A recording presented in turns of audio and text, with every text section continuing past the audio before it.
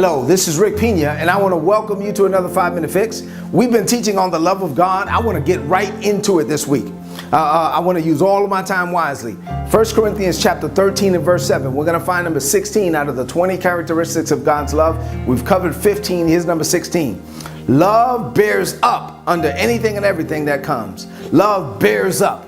This is number 16. When you operate in the love of God, you bear up the burdens of others. You bear up the concerns of others. You bear up what has been confided to you from others. The word bear up there is a Greek word that means to protect, to preserve, to cover, to keep secret, to hide, to conceal. It means to carry in the mind, to take from one place to another. It means to transport. It means that you are able to, you are trustworthy enough to where people can come and confide in you and share with you their secrets, share with you their concerns. Watch this, share with you their faults and their flaws, and they know that you'll be able to bear it up and then cover it, conceal it, bear up the concern, and then partner with them to see the power of God released in their lives. The Bible has other things to say about this.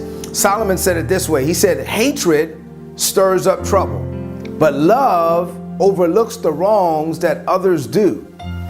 Peter said, above all things, have intense and unfailing love one for another, for love covers a multitude of sins. Not only we've already dealt with the fact that when people do you wrong, you ought to love them, but when you operate in the love of God, not only when people do you wrong, but if they come to you and express to you and confide with you some of their failures and their flaws and their faults, then you are able to cover those things, conceal those things, protect those things, be a blessing to them, intercede for them, and not be the person that then is going to take those things and expose them to others. In other words, love enables us to look beyond the mistakes and still love the mistaken.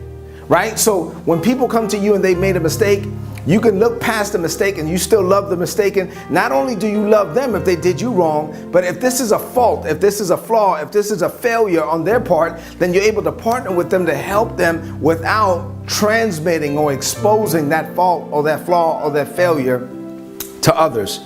When you operate in God's love, you are willing and able to help carry other people's burdens. In other words, people can share something with you and know that you'll carry it without broadcasting it, that you'll be able to stand in the gap with them and know about it without telling others about it, without exposing them, without broadcasting their faults to the world. You're able to hide or conceal the imperfections of others while at the same time partnering with them to bring about supernatural change. It's kind of like this, you know, I know that I'm sure we've all met people that can't hold their water, right? As soon as you tell them something, you know that everybody else is going to know about it. In Spanish, we call them people radio bembe. Bembe means lips, and in other words, radio lips, because as soon as you tell them, they're going to broadcast it over the radio of their lips. In English, we would call them a radio station with the call sign letters WLIP, right? So if you tell them something, they're going to broadcast it over WLIP as soon as they get the opportunity. But when you operate in God's love, when you understand that God has graced you and anointed you to be a blessing, and watch this, that God has covered and concealed and protected your faults and your flaws and your failures, and He hasn't exposed you, because it's only by the grace of God that you haven't been exposed for the things that you've done. Now you're able to be the conduit, the vehicle, the channel, the blessing, the medium through which you can help cover and conceal and protect and be a blessing to other people. So 3 things as we close.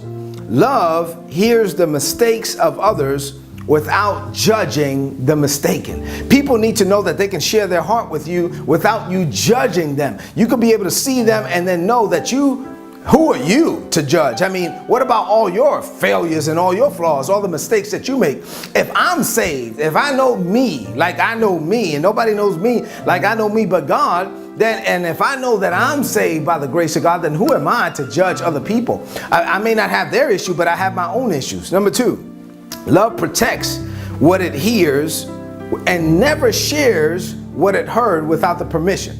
So in other words, you're going to take whatever you receive, and unless you're given permission, you would never share that with anyone else, because it was shared with you in confidence. And then number 3, and finally, love partners with the burdened and helps to cast those cares over to Jesus. So I'm not saying that you're supposed to carry around everybody's burdens, because if they're burdened down and you're burdened down, nobody's going to be able to be free enough to be a blessing. But you can partner with them to cast those cares. You ought not to be a care carrier. You ought to be a care caster. And Jesus said, cast your cares upon me, for I care for you. So you cast those cares over to Jesus. You partner with them. You pray with them. You intercede with them to cast those cares over to Jesus, so that he could bring about liberty, both for you and for them. And together you would walk in the liberty wherewith Christ Jesus has made you free. This is how we ought to operate when we operate in the love of God. And then when you do that, when you get to this point when you can do that, then God will start sending you people and setting up divine appointments so that you can be a blessing. Man, I am Rick Pina. I am so excited about this series. Come back next week. It's going to be good. This has been your 5-Minute Fix. God bless you.